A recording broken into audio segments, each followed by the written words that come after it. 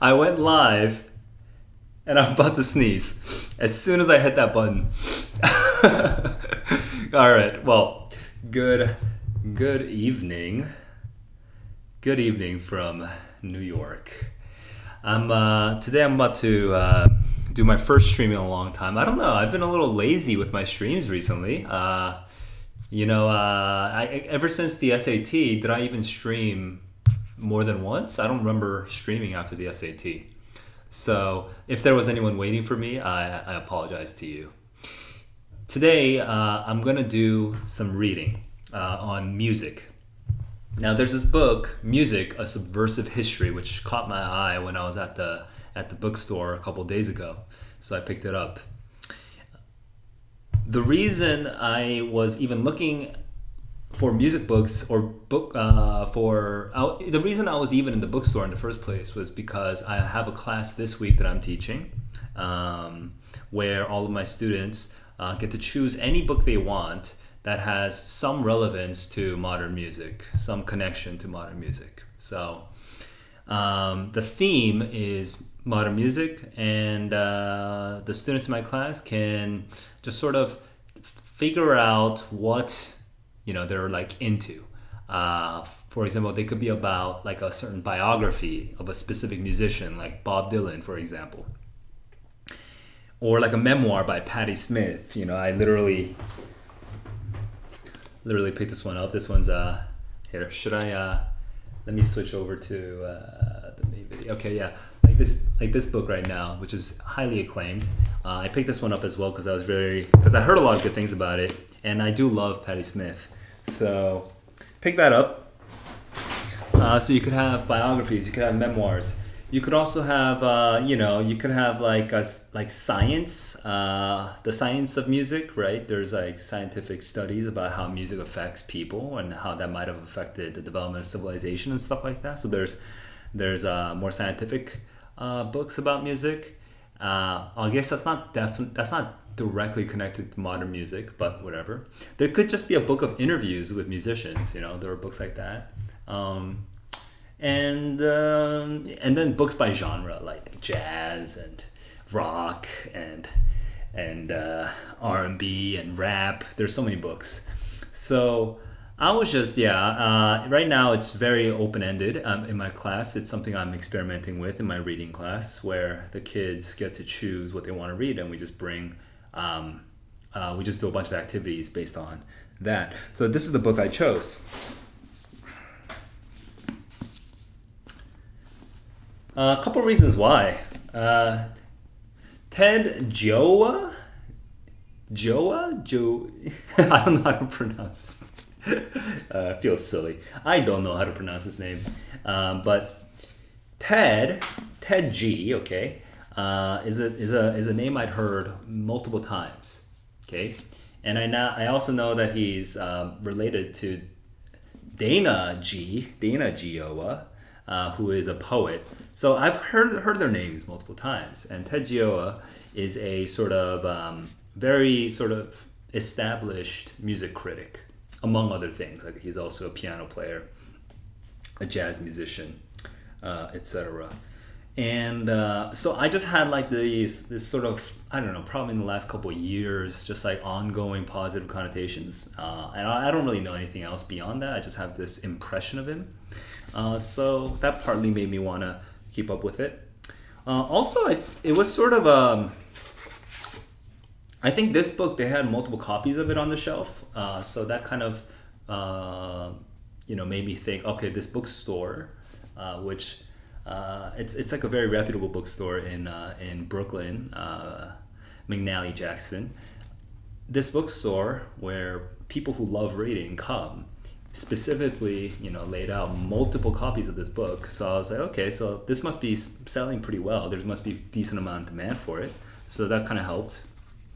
And then I just looked through it and just saw how the writing style was, to see if I really wanted to, if this is going to be kind of a slog, if it's going to be kind of hard to read or not. But it's not. I saw the first couple paragraphs, I mean, this is like literally the first sentence of each of the first couple paragraphs. Okay, the first sentence of each paragraph. Paragraph number 1.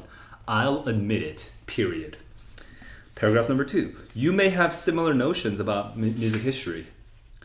Paragraph 3. This pervasive ennui is a symptom of a deeper problem with music history. And paragraph 4. So I don't object to the boredom of conventional musical history because I demand excitement. Okay, so that's the first 4 sentences. The 4 first sentences of the first 4 paragraphs. It's not that hard to read. It seems very readable. And literally that's it. I saw it. I like the cover. I saw the blurbs. So many blurbs. And actually this one made a big impact. At the back, you won't be able to see it really, but one of the things it says is one of the best 15 books of the year by The Atlantic. This was, I think, 2019, I think.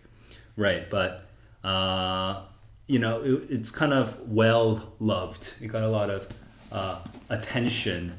And, The Atlantic, we could talk about The Atlantic, but the main thing is the people at The Atlantic are reading a lot more than I am. And I to some basic level of, I kind of have an approximation of like what the bare minimum this book must be. It's not going to be miserably bad. It's basically what I hear from doing that. What I hear just by listening to it, by seeing this back cover. So yeah, that made me really want to pick it up, and I did. And you know what? I actually tried to read like a couple pages, and I felt good. But I didn't want to get too far ahead of myself, so I could do the stream. So I'm gonna. So what I've done so far is I've updated you guys on kind of like my pre-reading process of like finding this book, how I came to choose this book, and you might have noticed it's pretty superficial. It's not like this immensely analytical, rational process. It's kind of just like gut feeling and like honestly the efficaciousness of their marketing, of Ted Gioia's marketing, right? The fact that he's like a brand name that I've heard multiple times, it's just like that kind of stuff is what influenced me to buy this kind of thing. But I'm also the kind of person who's interested in like what people have to say about music, YouTube series by Vox or like podcasts about music. I mean, that kind of stuff just genuinely naturally interests me. When I was a kid, I remember studying music theory, not through class, just by Googling, by just searching things up and just like messing around on my guitar, because that's the kind of thing that I was interested in just naturally. So that was my process getting here. And today, and now what I'm going to do is I'm going to kind of finish off my pre-reading, because there's still a bunch of things I don't know about Ted Gioia, like even his pronunciation of his name. So I'm going to do some basic groundwork, and then I'm going to get into the book itself. Now, because this is a hard copy of a book, I won't use this because you won't be able to read along with me. Instead, what I'll do is I'll just go to Kindle and I'll download a sample so that I can what's it called? So that I can at least show you the screen. All right, so here is there we go. Nope, there we go. Okay, here is my laptop screen. Okay, cool. Yeah, and what I'm going to do right now, first I want to know how to pronounce Ted Gioia. Here, let's see how they introduce him. Good morning. Good morning. I'm Dr. Lamothe, and I'm going to introduce our speaker for the day, Ted Gioia. Please. All right, I heard it. Ted Gioia. So we got Ted Gioia and the crisis in this is 2015, so this is before the book. So there's no need to look at that. But music, Ted Gioia. And I just want to get some. Okay, so Ted Gioia has his own website, so that might be interesting to see his own little blurb about it. This is the publisher, and then this is Goodreads. This is the one that I actually want to read. Ooh, LA Times and Washington Post both have reviews. Is great music always subversive? This is a sort of a skeptical view of it. That might be interesting actually as well, just to see someone who disagrees. There's an interview. I'm gonna skip over that. Yeah, but this, I just honestly, just looking through the Google results, I can already tell this made quite a bit of a splash when it came. Look at that. Beethoven was a Johnny Rotten of his day. That's such an amazing article title. Okay, I'm gonna get back to that in a second. Okay, but all right, here we go. I actually need to download the sample right away because I don't want you guys to end up having to wait. So let me just download the sample first. So here's the sample. Okay, so that's a sample. Wait, is that my account? Okay, that's correct. So yeah. And let's check some reviews. A sophomoric. Very upset. So it tends to be, people who write short reviews tend to be, I don't tend to focus too much on people who write really short reviews. So this is a wide-ranging history, not a niche history. That's good. Blowing me away. Not what I expected, much more. I love music history. Hang on, this is maybe too small, so. Oh, excuse me. Oh, blah. Okay, so I zoomed in a little bit, but now with the dimensions of this thing, it makes it kind of awkward. It's hard to. Here. Okay, at least you can see both sides when I do this. Okay, so I'm about to sneeze again, so I'm gonna keep going though. It starts with a big bang. Yo. This is just a random literary reference, but I read Ted Chiang, another Ted. Wait, Ted is correct, right? Ted Chiang. Okay, I read Ted Chiang's short story, The Great Silence or something like that. And there was this beautiful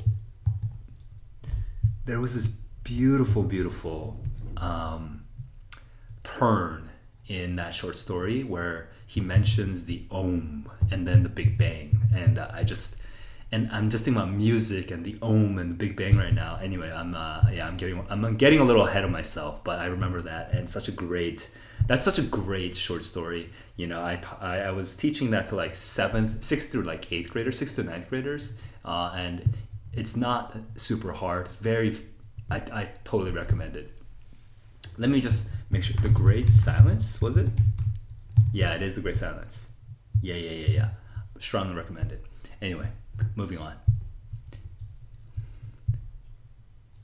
The breath is breathtaking. The breath is breathtaking. Nice little consonants, assonants there.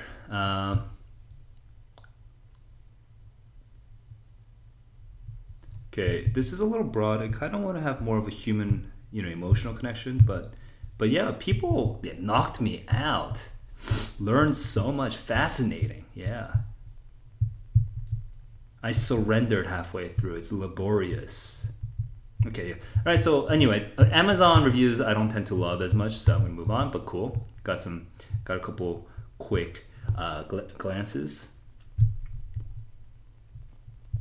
I think this stuff is all actually already inside, like literally in the inside flap of this book. So I'm gonna skip this stuff. Ooh yeah. Articles that are available online. He has this blog. Look at how many articles he wrote. Also, he wrote a pretty interesting. The title of this other book is pretty interesting. Like The Birth and Death of Cool. The idea of the cool. I think basically the common idea, or the most commonly told story, is that the idea of being cool was born through black musicians. I won't get too much into that, but that's also a very interesting bit of history, of American history and music history. So he wrote a book about the birth and death of cool, and that's cool. That's an interesting title that stuck out to me as well. Okay, this is mainly just like an advertisement for the book, so I'm gonna move on. This is also gonna be an advertisement for the book. But, oh, right, and I forgot that this is the other thing that I really should have said.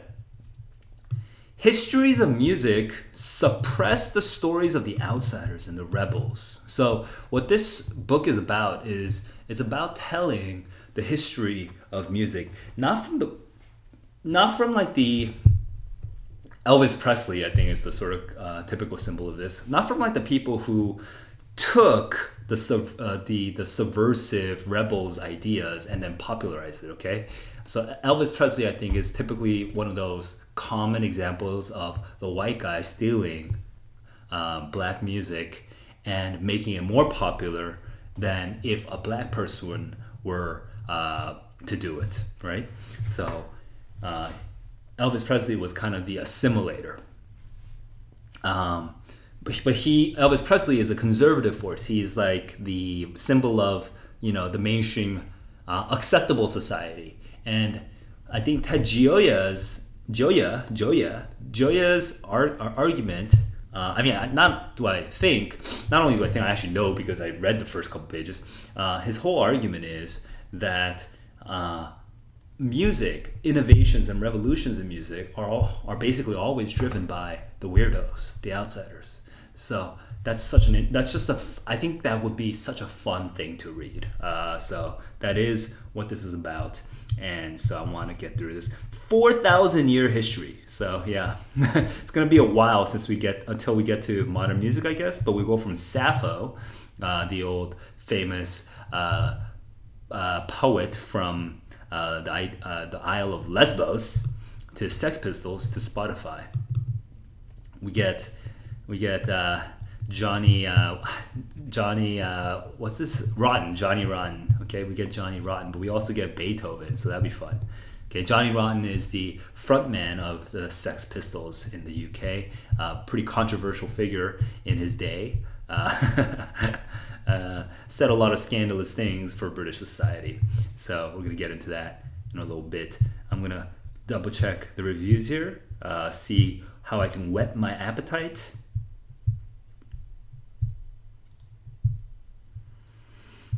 He's been writing for 25 years.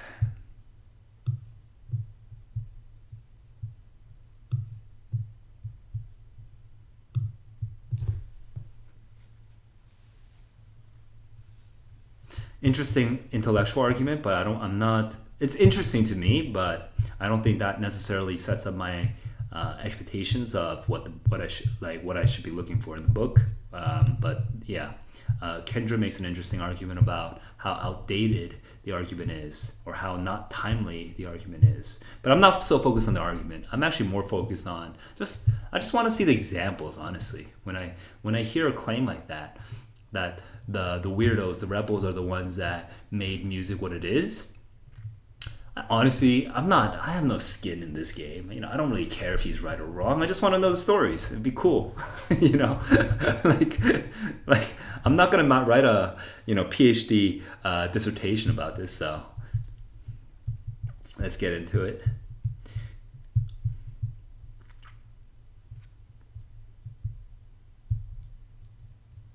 Oh yeah, and this person had actually already written for the Amazon, so I'm gonna move on. Okay.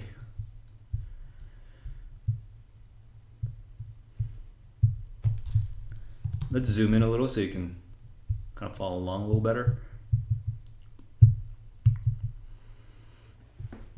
Mostly Western, sure. Innovation comes from outside and then gets accommodated. I mean, isn't that kind of true? Doesn't that just have to be true? I don't know what that means, but sure. Being a scholar, I nitpick, so he's gonna nitpick for a bit. I'm not too interested in the nitpicking, but let me just look at one interesting example. Here, it starts with the word enjoy, so I'm gonna go with this. Connecting music to mundane aspects of life like exercise. Okay, well, sure. I'm gonna move on. I want to find someone else's review. This is a negative one. Here we go. Hit or miss. They drag. They get repetitive. Okay, sure. Moving on. Fascinating information here. Military. fun second sentence here. Shocking to hear that the U.S. spends more money on military bands than on the NEA. By the way, this little claim is so funny from a historical perspective. It seems that the American government believes that music is best suited to ramp up our military! Exclamation point. And I'm learning some other bit of history, and specifically I'm learning the history of education. And in Sparta, the Lacedaemonians, okay, the Spartans, their education system included music, okay, and it was basically because music was useful to some extent to ramp up their military. So it's just an interesting little bit of side history that Gailey thinks it's absurd that music is best suited to ramp up our military, but at least in ancient times, there was at least one society that thought that's not absurd, that's actually totally correct. Okay, so that opposite perspective does exist, or at least did exist. Okay, here's a positive review, but not very long. But fine storyteller, entertains like a novel. Okay, here we go. Find something else. Here we go.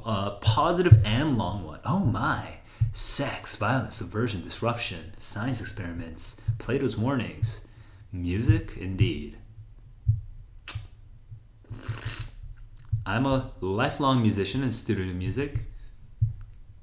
A really odd thing happened on my way to reading this book. And I opened the book at what I guess was the midpoint and started reading a chapter entitled Subversives in Wigs. I was hooked immediately. I finished the book, then when it...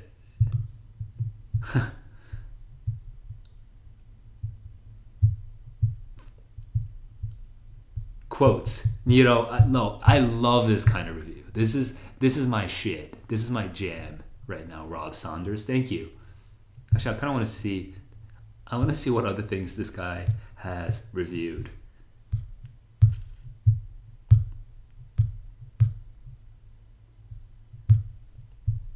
It's such a good, such a fun review.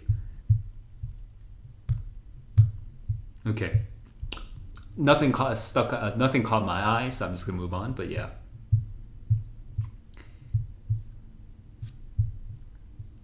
I want to see the quotations. Here we go. More than 1,000 references can be found in the Bible. Untuning of the universe. Religions require trance as much as they do dogma, perhaps even more. And that's why Augustine hated music. It's a fun little side fact. Augustine, the old classical Christian intellectual, I guess. I don't know what to call him. But anyway, the Saint Augustine hated how music kind of made him feel closer to God, but he felt that it was part of this earth. It was a worldly force. It was keeping him stuck to the world and not to God himself. So Augustine had this very abstract sense of God, and he felt like music was actually a sort of seduction. So yeah, music has always been connected with sex. Disco was Tinder before there was Tinder. That's fun. All right. So thank you, Rob. That was fun. I found some interesting bits there. And you know what? Thanks to Rob, I actually want to read the Subversives in Wigs chapter. That sounds really fun. Subversives in Wigs. The thing is, it's probably not going to be in my, what's it called? It's probably not going to be in my sample, so I won't be able to show it to you, so I'll have to do that on my own. But I would love to start by reading Subversives in Wigs if I could find the sample for that chapter only. Okay, I think that's good enough from here. Rob's review is really the kind of review I was looking for, because it made me feel like I know what to expect. this is someone who is this is a hang on, this is a critic who is counter criticizing, okay, Ted Gioia, because I think, right, is great music always subversive? This article almost certainly will give examples of music that has achieved greatness without being subversive. Right. So yes, this author isn't necessarily in agreement.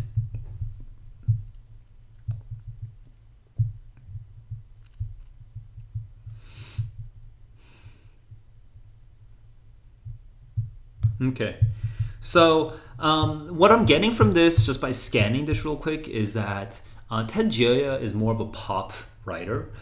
At least this criticism is such that Ted Gioia kind of like brings together these mega narratives, okay, that might not be that persuasive if you're really into the facts, if you really understand the facts. So what Ted Gioia is saying is maybe not necessarily very exact. It's painted in very broad strokes. So yeah, I'll just have that little bit of skepticism there. But again, I have no skin in this particular game, so I don't particularly care whether he's right or wrong. I'm more just interested in whether the idea itself has fun stories to go along with it.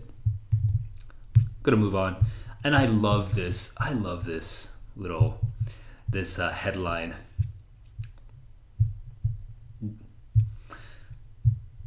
Because if you know anything about Johnny Rotten, he was very rotten. Here we go. Let me try to translate this in a more... Beethoven was the original punk rocker. Okay, it's kind of what it's saying here.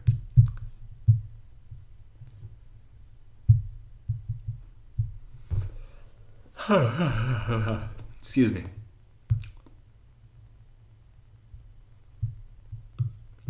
Right. Oh, cool. We go straight into the music. Self-negating, self-perpetuating cycle of aesthetic disruption and normalization. Music, it's always disrupting itself and it's perpetuating itself. So it's like Vishnu and Brahma. Dude, I forgot my Hinduism. Vishnu is, I think, the creator, right? And Shiva is the destroyer? Something like that? Okay, well, I should have searched in this, but anyway, whatever. But yeah, this idea, this creative force and destructive force, right? That's what music thrives on. Yeah, so let's get into this.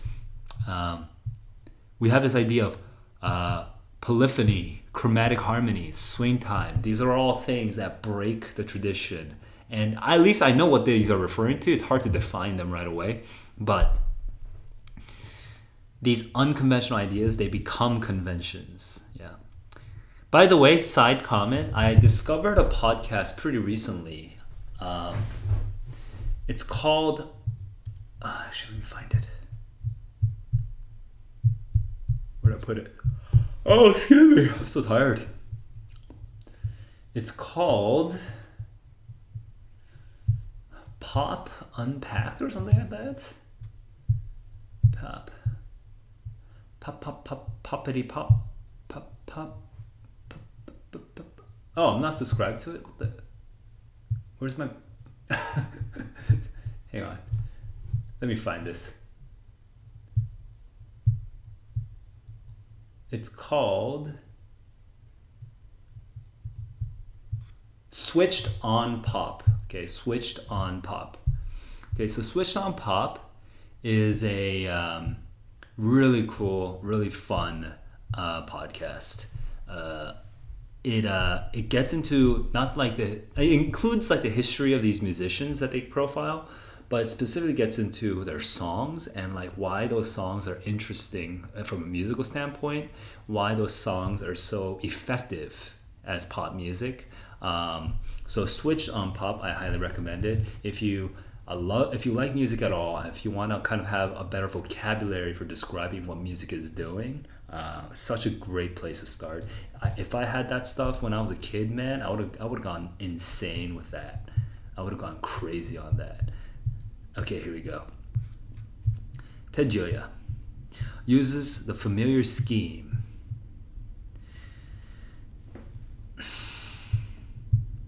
The Big Bang part I'm kind of less interested in, honestly. It seems like a very large idea. So I do kind of want to jump to the wigs. The shameful elements of songs: sex, violence, magic, trance. They're sources of power. Hell yeah.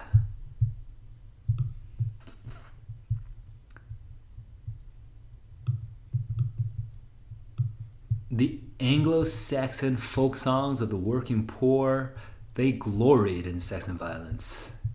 Slave songs shaped the music of the Arab world and the West, and even Bach and Beethoven were weirdos.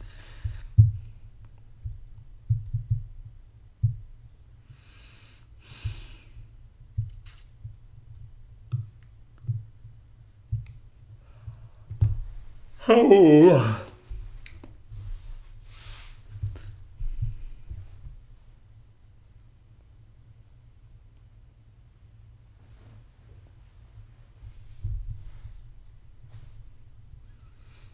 This part is actually echoing something that other reviewers said about how Ted Gioia's argument comes like 25 years too late. But yeah.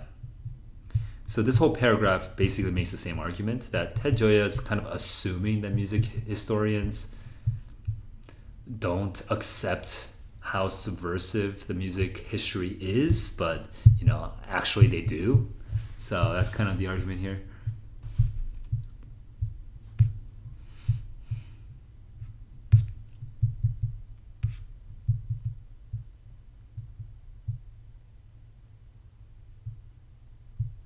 If goodness and beauty are so important to him, why not consider the importance of goodness and beauty in music? That's also an interesting counter argument. It's not just being subversive and twisted and dark.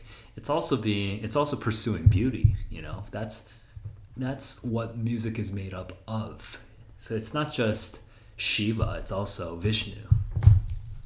Let me just make sure that Shiva and Vishnu, I want to understand. I want to make sure I can make these references properly. So Shiva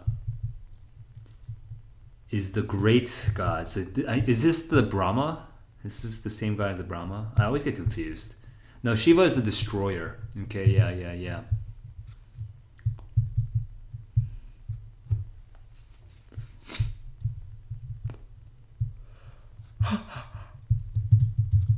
Oh. And this is the preserver. And Brahma is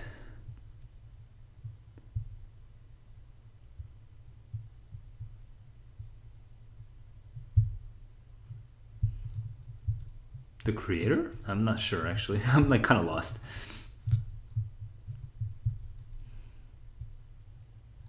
Well, I got their names.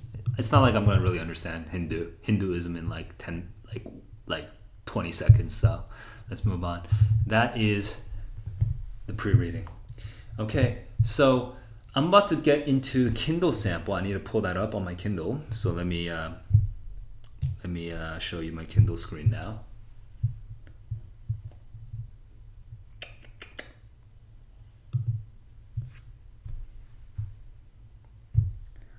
This book is also pretty fun, The Verge, but we're going to get into a subversive history of music.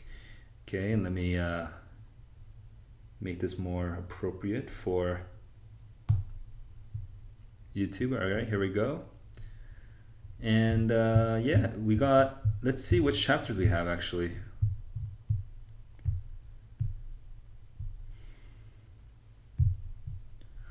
We get the introduction, right?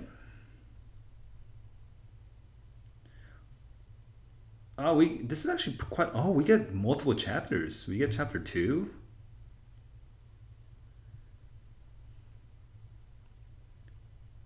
And chapter 3. It looks like we get 3 chapters, including and the introduction. So basically 4 sections. So this sample is actually a pretty hefty. it's a hefty sample. It's a lot to read. Let me get into this though. Let me read the titles of the chapter names, the chapter titles. We got the introduction. I kind of want to see the introduction. The origin of music as a force of creative destruction. Carnivores at the Philharmonic in search of a universal music. So the first 2 chapters still seem kind of abstract. I kind of wish I could read something like Bulls and Sex Toys, or The Devil's Songs, or Musicians Behaving Badly, Cultural. Where's the wigs? Oh, where's the wigs? Subversives and wigs, I want to read more like if I could just work off my paper copy of the book, I would probably actually start with, I think 21. I think I would start with chapter 21, honestly, or maybe 22, but probably 21. It's the one that I would be most interested in right away. But also Subversives and wigs. I think that's fun. That would be fun. So I would actually just jump around. I wouldn't necessarily start at chapter 1.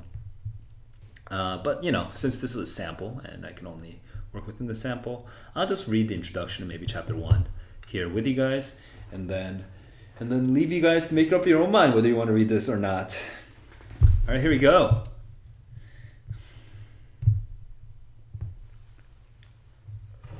So, quick disclaimer, I did read the first page or 2, not a lot, so I did read this part. So I'm going to move through this part pretty quickly since I already read it. Basically, music history is not supposed to be boring, but kind of is taught in a boring way. He doesn't object to the boredom of the history because he wants to be excited by it. He objects to it because there's something false about treating it that way. The respectable music gets overly emphasized and the subversive music falls away from view. This is that quotation we had.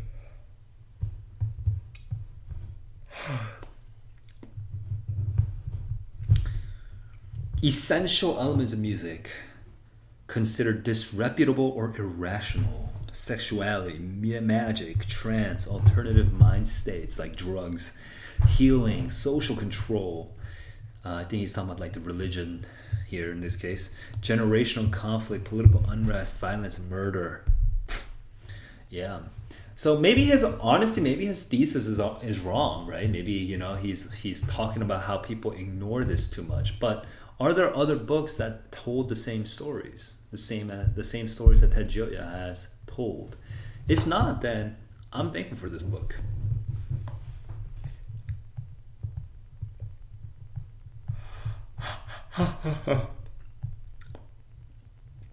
The real history of music is not respectable. It's not boring either. They oftentimes don't just change music, they change up the foundations of society. That's a very large claim. It would be very interesting to see how he thinks that's true. We know this though. People try to repress new types of music and we know this because we've seen this, like Eminem, punk rock.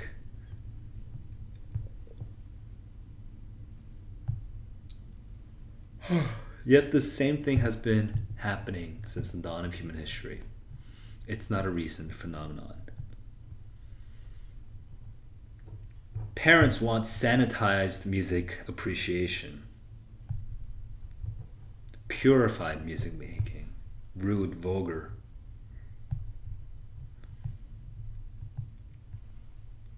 Music has been a catalyst for change, conveying coded messages to challenge conventions.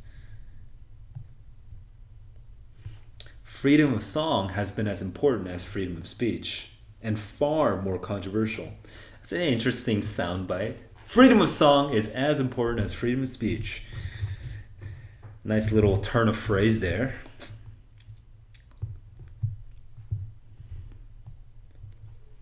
The rebel becomes a respected troublemaker. Yeah. That happens once you're on the outside. You become on you. If you succeed by starting from the outside, you actually become an insider.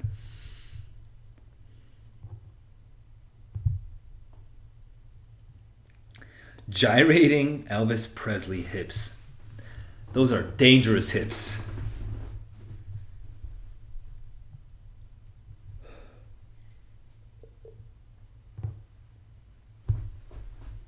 Oh, I am so sorry. I'm just like suddenly exhausted.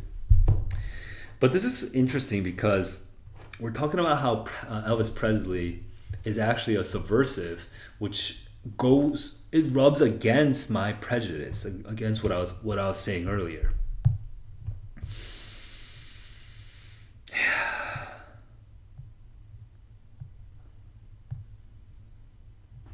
Yeah, those are good examples.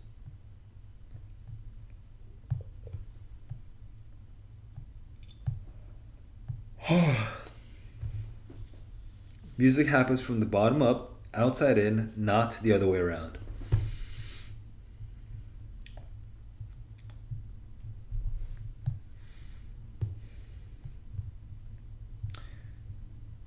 You know, one thing that was mentioned in like one of the first paragraphs is Ted Gioia says, "Hey, music history is taught in this very boring, unsexy way when it's really just this nasty, filthy, sexy, crazy stuff, right?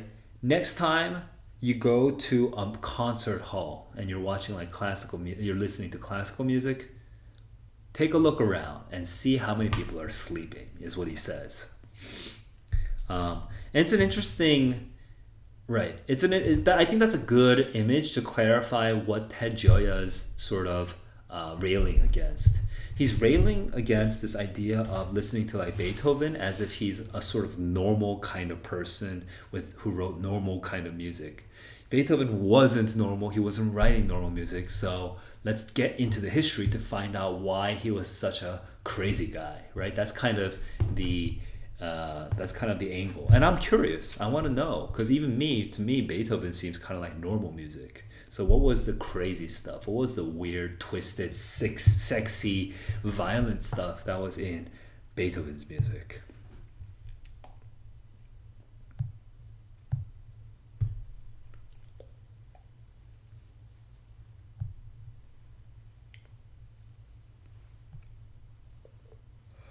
Okay, he's sort of doing a sort of a survey of his own book right now. Roughly chronological.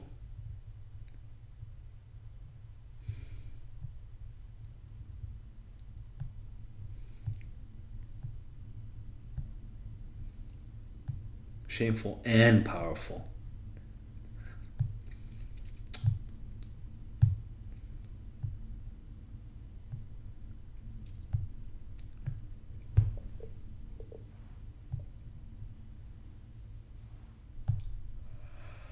Philosophical systems, what? Aesthetics. So we're going to get into aesthetic philosophy. Okay, cool. This one's actually cool. This one I should slow down on. There's a sort of old-fashioned traditional aesthetic philosophy from Kant on down, Immanuel Kant on down, where we emphasize beauty, transcendence.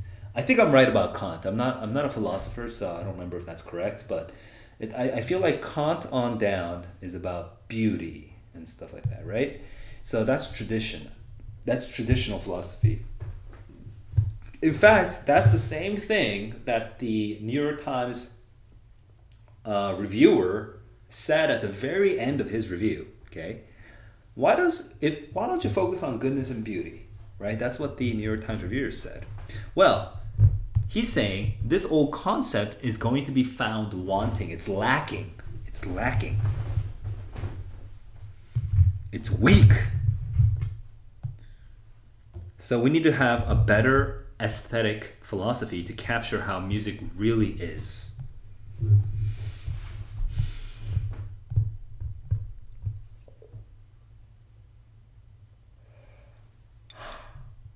A little bit of self-defense here.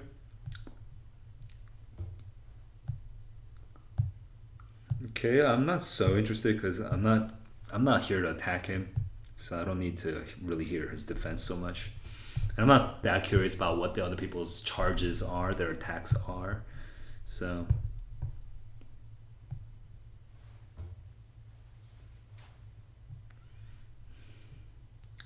yeah, a little bit of self-narrative here. Cool. Let's redeem music from all the boring normies. Okay. Let's revise our aesthetics. Okay. See it a different way. And let's really appreciate the true nature of music. Here we motherfucking go. The origin of music as a force of creative destruction.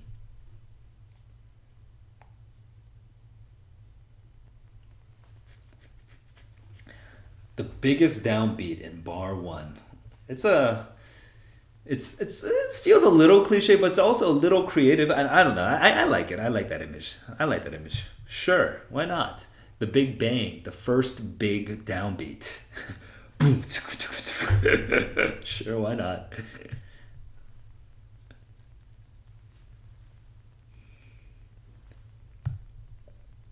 13.7 billion years ago.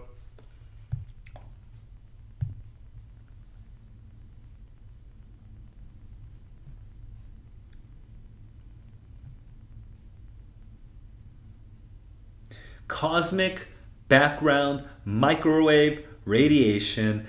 I just gotta say it one more time. The other Ted Chiang. Go ahead and read. The Great Silence, man. It's a good story. It just reminds me so much of that story. And when you read it, I hope that these sorts of I hope you have the same feeling I do. Okay, I hope you get the same feelings I do.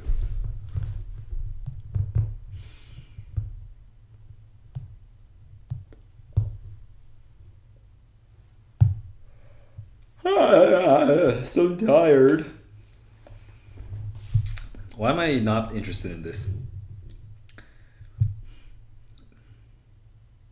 Oh, there was this radio program where you can hear the microwave radiation.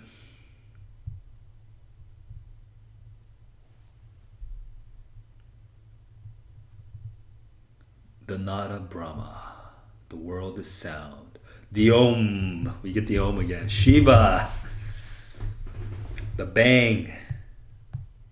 1,000 references to music in the Bible. But so these are ideas. It's not my first time hearing these ideas, right? So I'm kind of skimming through it. But there is a sort of beautiful idea there, which is that there's like sort of these vibrations, man. Oh, bro, this world is vibrating. And it is vibrating. It's vibrating. And it's the vibrations from the Big Bang. This microwave radiation vibrations. And it's just coming through all throughout the universe. And when we put together when we get our synthesizer out, and we get our fucking logic out, and we put the music together, we're just remixing that vibration. And this vibration is what it came through religion to us, and not just religion, but like rituals, tribal rituals, sex rituals, so I think it's a cool trippy sort of hippie concept, but but music is very powerful, and when I live a life of not really listening to music, or really not just listening, but like feeling music. If I live for like a couple months or like a year without really feeling music, that first time I go back to feeling music again, it just feels like, oh my God, my life was so devoid of something, and this was it. I needed more music in my life. I had such a raw, carnal, like base level, fundamental connection, with our humanity. So I'm kind of skipping through, but I enjoy this idea.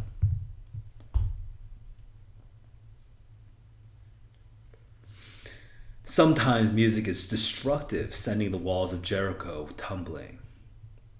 Other times it's creative, transformative, spoken. Speech creates. Speech is what creates, and nearly every myth creator sings things into life. Cool. Totemic beings who sung out the names of things. Pythagoras, frozen music. That's such a beautiful. That's such a cool. Oops. Oh, right. This doesn't work because I'm in a sample. But yeah, it's so cool. Hang on, what? Where am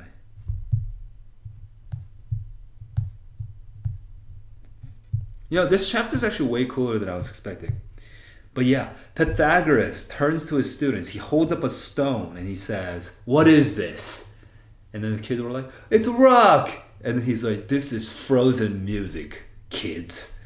It's such a cool thing to say.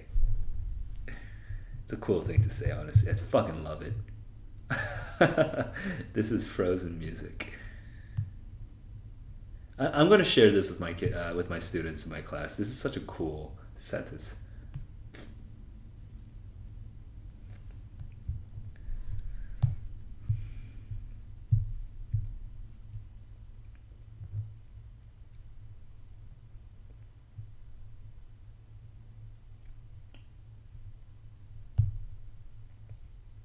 Science says the same thing. Vibrations. Intangible music and the surrounding physical world. Somehow connected through these vibrations. Sound waves sent through fluid can create flashes of light inside bubbles, bearing an uncanny resemblance to stars' Sauna luminescence.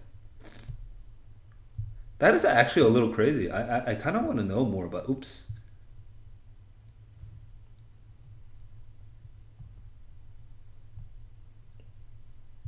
I'm gonna. Sonoluminescence, very cool. I actually want to look that up a little bit. Because I saw the description. I read the description, but I kind of want to see action. I want to see it in action. So here we go. Sonolumi. If you want to write like a sci-fi short story, I mean, maybe this is a good little bit of science to work off of. Today we're going to talk about an experiment that was simultaneously both extremely easy and very difficult, and took me 5... You're going to hear double audio. I should put my earphones in. Give me a sec.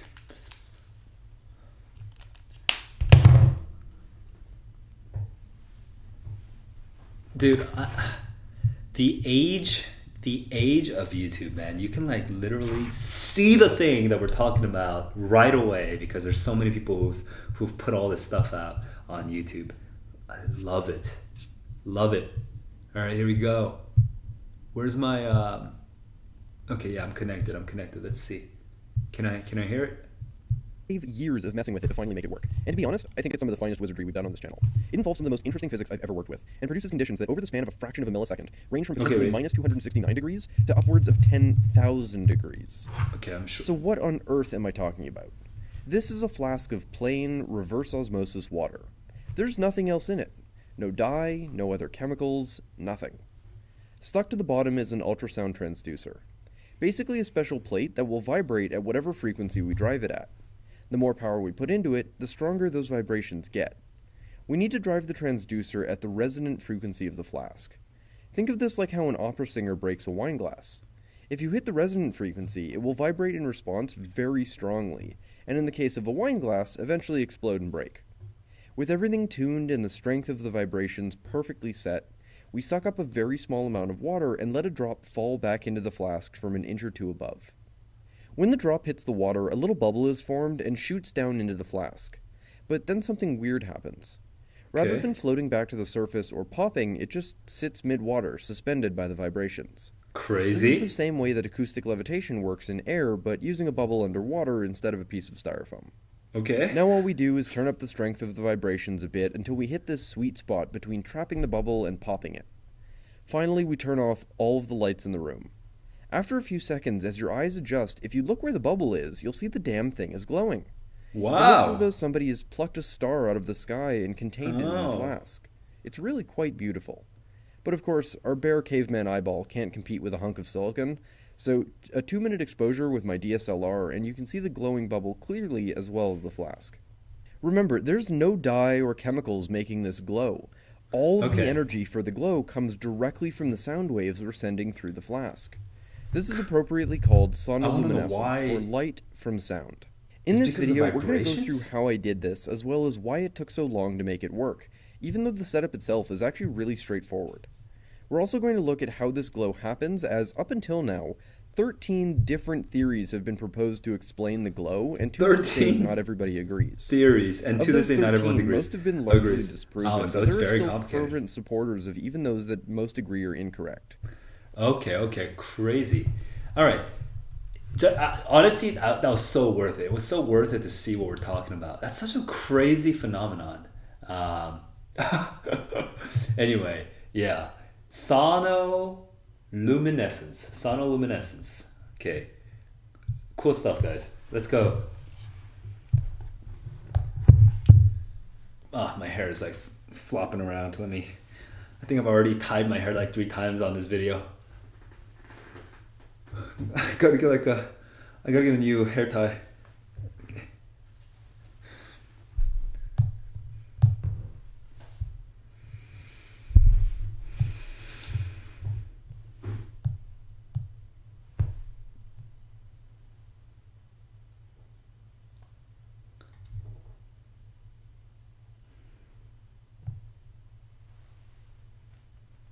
And I forgot about this, but yeah, there are waves that we cannot hear because our ears aren't attuned to them, right? But that doesn't mean that they aren't making sounds. They are making sounds. There's always sound everywhere. Everything that's vibrating is creating some sound. It's just that we only hear a certain range of it, which isn't that crazy to think about? It's so crazy. This is more of a physics textbook than a music textbook so far, but we'll see what happens, okay?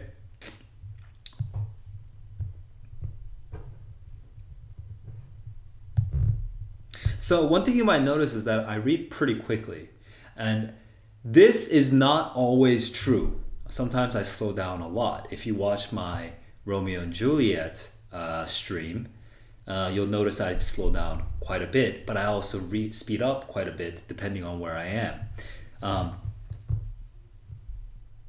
This tends to be much more true of me like kind of speeding through of nonfiction books, because for nonfiction books it's more about the ideas, the examples, the arguments, or whatever. So if I feel like I kind of got the idea, then I want to move on to something that's not the idea. So I don't tend to complain too much about books that are being repetitive, because yeah, I mean, if it depends. Some books can be really repetitive, but even if a book is repetitive, I don't really care too much, it's because as long as I can know that it's being repetitive and I just like kind of skip faster, I skim faster, then I'm fine with it. Most nonfiction books, there's 2 types of nonfiction books for me when I'm reading. One, they're basically practical nonfiction books and impractical nonfiction books. So practical nonfiction books are for things that I need to actually imagine how I could apply these ideas to my life. Okay? It could be about finance, it could be about leadership, it could be about communication, you know. It could even technically come out here where I switch modes from an impractical mode to a practical mode, like literally while I'm reading this. Maybe I'll suddenly slow down because there's this part where it talks about how music was used in education, and then because I'm an educator, I might slow down and turn on practical mode, and I might slow down and really start thinking, how could I apply this in my life? So there's practical nonfiction reading. Okay, for that I become extremely slow. I read very slowly because I'm trying to think, is this a useful idea to me? And can I use it? In fact, a lot of times with practical nonfiction books, I read like 3 or 4 of them at the same time, and I don't even finish them for like a year because I only read like a couple pages every couple months. It's very different relationship with practical nonfiction books and this kind of nonfiction book, which is for me an impractical nonfiction book. I'm not looking for anything to apply to my life here. All I'm looking for is interesting knowledge, interesting facts, things that broaden my idea about the world and keep me curious and keep me interested. Maybe things that I can maybe use later on in my poetry in the future, but I'm not going to write a big argument about music per se, so I'm not even going to take notes. I'm not going to take notes about this, right? I don't care that much about music to write stuff about music. So yeah, I just want to be entertained with interesting examples. Okay, I might take notes just because sometimes the stories of people will be useful for me, like as material when I'm as a teacher. Actually, you know what? I do kind of want to take a note already on what's it called? I'm gonna actually open up my Rome research so I can take some notes and.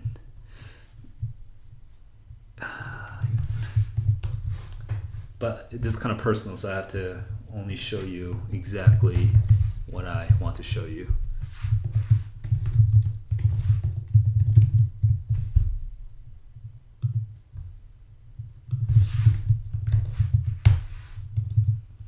Okay, here we go. Yeah, so I might take some notes like so, and one of those notes might just be Sauna luminescence. And another note, which was Pythagoras points to a rock and says,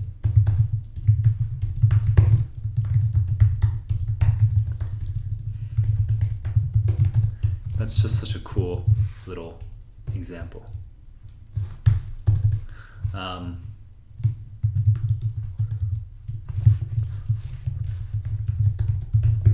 Okay, cool.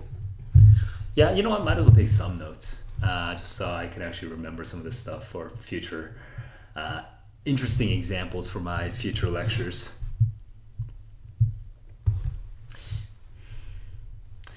Cosmic microwave radiation.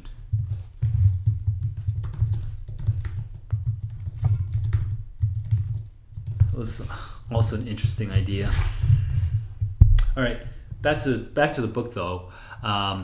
Yeah, I'm reading this pretty quickly because for me it's not that practical. It's more for entertainment. Yeah, so that's all it is. And plus, it's not like fiction or poetry or other forms of literature where they're like tightly constructed usually, where you become like you really want to slow down so you can fully experience the art, right? Like not each of these sentences is like a work of art or like building towards a work of art. It's kind of ideas, and ideas are not the same as like art. So yeah, that's why I read nonfiction, impractical nonfiction very quickly.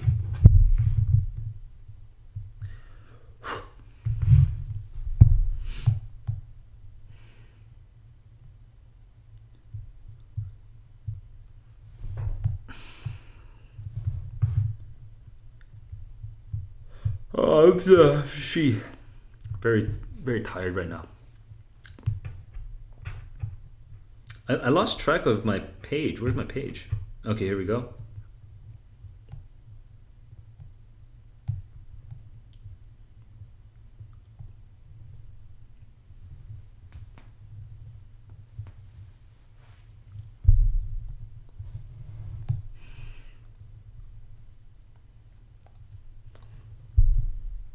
It's kind of an interesting analogy, but not terribly persuaded.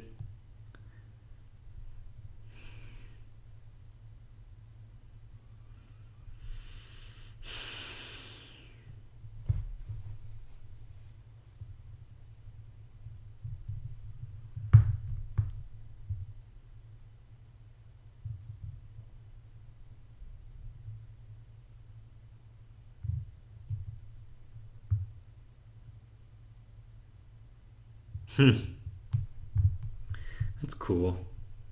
The music of nature. Angus Wilson. You know what? Maybe I need to set up my screen so that you can actually see the notes that I take next time. But today I'm just gonna take my notes on my Angus Wilson of the Nez Perce tribe.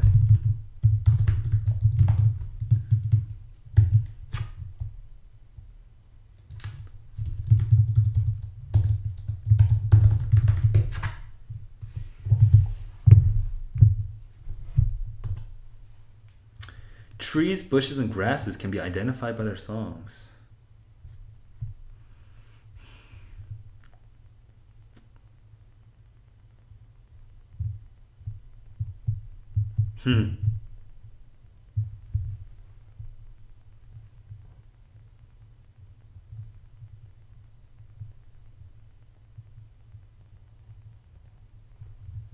That's a beautiful idea.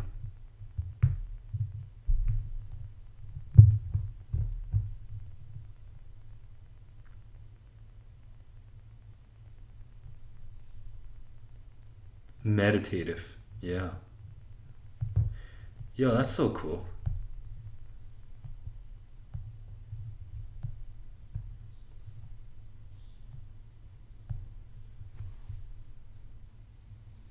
We evolved in an ecosystem that already contained formidable sounds, melodies, and rhythms. Not just birds, man. Trees, grass. They're making music. This is frozen music, Pythagoras said. Nez Perce, go listen to the reeds.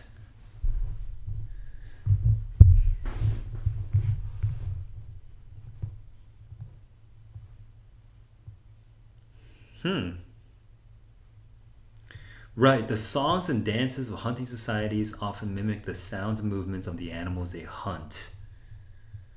Sympathetic magic. Yo.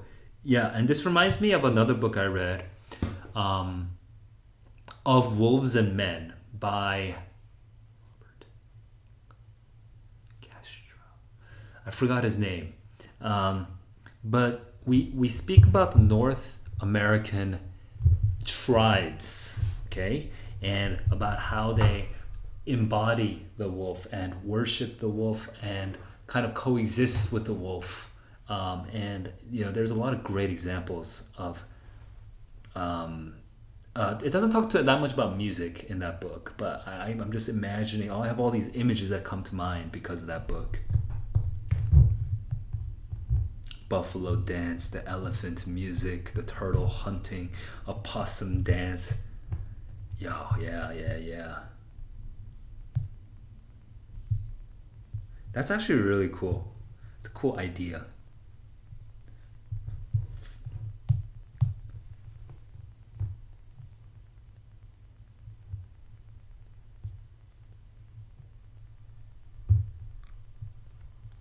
Sex and violence, Romeo and Juliet. Sex and violence, punk, hip hop, opera, folk ballad, country, metal, sex and violence. Religious music, sex and violence. Song of Songs.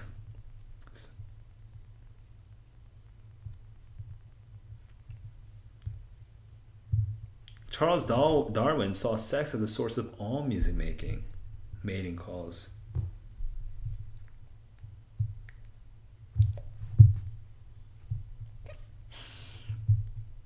And basically there's this strain. By the way, the word music comes from musike, from ancient Greece. And the idea of musique has always not been just sounds, but poetry as a whole. Poetry as a whole, including the ability to make your words like into like a rhythmic form.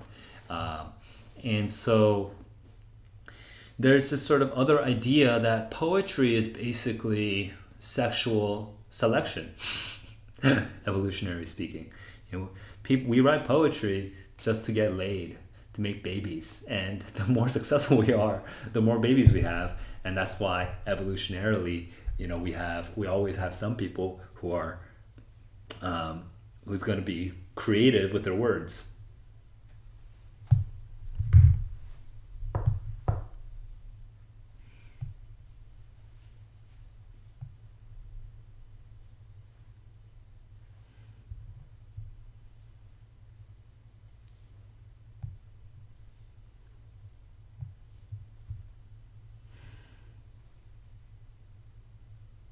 Okay, we're just talking about how often sex is mentioned, but okay, sex is mentioned often, but war is also mentioned often. It creates, it destroys. Birdsong is also useful, not just for sexual selection, but also for territorial claims. Yeah. Cooperate using songs to defend their territory. And even our military, we use songs. Why? To cohere, to identify us, right? And to keep us together, and to the us versus them dynamic, okay? To define who we are and who they are.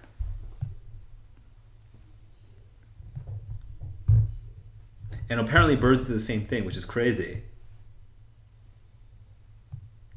The fight songs, the sports teams, singing competitions, sure. But yeah, you even use it in actual confrontation. Song duels to settle disputes in Inuit culture. It's like rap battles.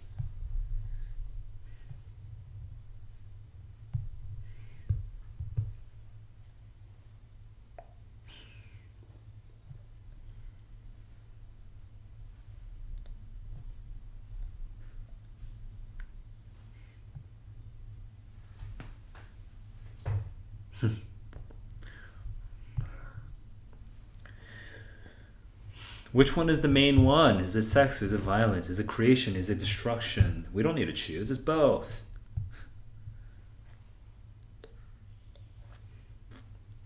Let's get it on, right?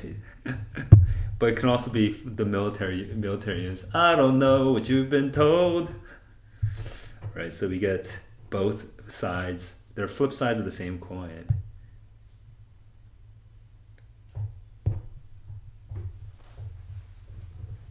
The first legal codes were sung. That's crazy. But it might have made sense. Yeah. Sure, why not? Bucher originated as a way to organize labor, a management tool, communication. Sure. Okay. I mean, we're gonna get towards poetry pretty soon.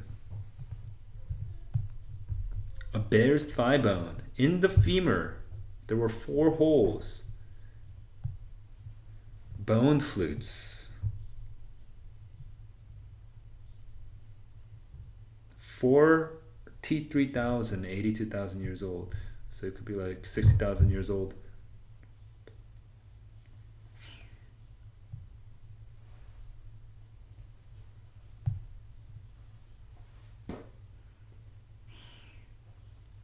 Neanderthals, who may not have had language at all, may have tried to soothe their anxieties with music. It'd be interesting to see if how there must be studies already of how music affects primates. In fact, I'm fairly certain there must be, so I'm gonna go and look it up. Let's look it up.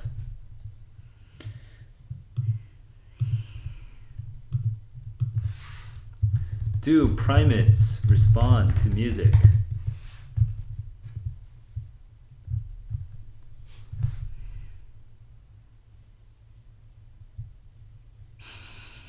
Unless it's made for them. Monkey music sounds shrill and unpleasant to us. but apparently there is a type of music that works. I don't want to listen to happy monkey music. Okay, maybe I will.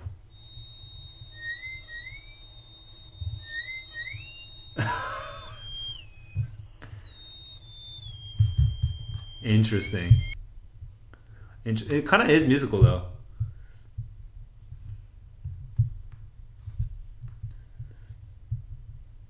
Fear-based, they become anxious and upset. Calm means they become relaxed, social. Huh. Okay, yeah. Anyway, so monkeys, they respond.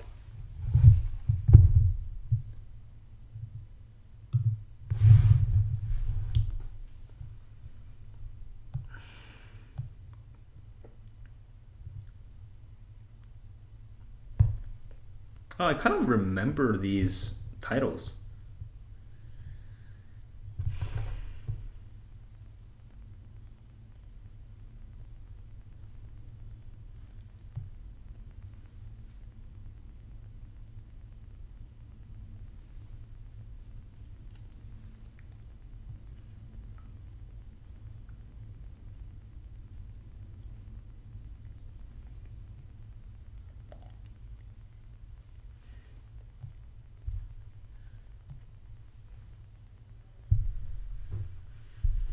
So what he's saying is there's going to be parts of when we're studying music, we shouldn't only study the biology of music. We should be studying the social surroundings, the social science around the music. All right. Well, that's the introduction and the first chapter of the book, Music: A Subversive History. Today, I think that's going to be good enough for me. I'm pretty tired. That said, I did enjoy this. This first chapter, and I learned a lot of interesting things. I think the thing that really sticks out the most is Pythagoras being like, "This is frozen music." I fucking love that. But besides that, there's also like I remember Shiva and Vishnu again, and then we got the cosmic vibrations, and we got Sauna luminescence, and we got like how trees make their own sounds, and so it's lots of interesting little things there, and so I'm really excited to read more about the human being aspects of it rather than the physics and biology aspects of it, because the sex and violence is going to take a very human turn pretty soon, so I'm curious about that. But music, I forget, when I'm thinking about modern music, especially, I'm just thinking about how we sort of confine it to that thing that we do on Spotify, right? I turn Spotify on, right? But there's other things that we do with music. We dance to it and whatnot, some people take drugs to it. Some people are praying to it, praying with it or to it. Some people are using it for focus. Some people are using it for sleep. Some people are using it for 분위기, for atmosphere setting, for various activities, right? Or for social cohesion. We're chanting with each other to be like a team, stuff like that. And I forget how many uses there are and how many expressions there are of music in our lives, in our life. And I'm kind of curious. I love music, so I just want to increase my surface area, my exposure to music, and this book is doing it for me, so I'm looking forward to this. If you want to read along with me, hey, go ahead and pick up this book. I'm probably going to read this in the next couple weeks, so pick up this book, and if you want to chat it up with me, come into you can join the Discord. I can share, like, if you should I'll share a link somewhere in the description below. All right, guys, that's it for the stream, guys. Stay curious out there, and I'll see you guys in the next one.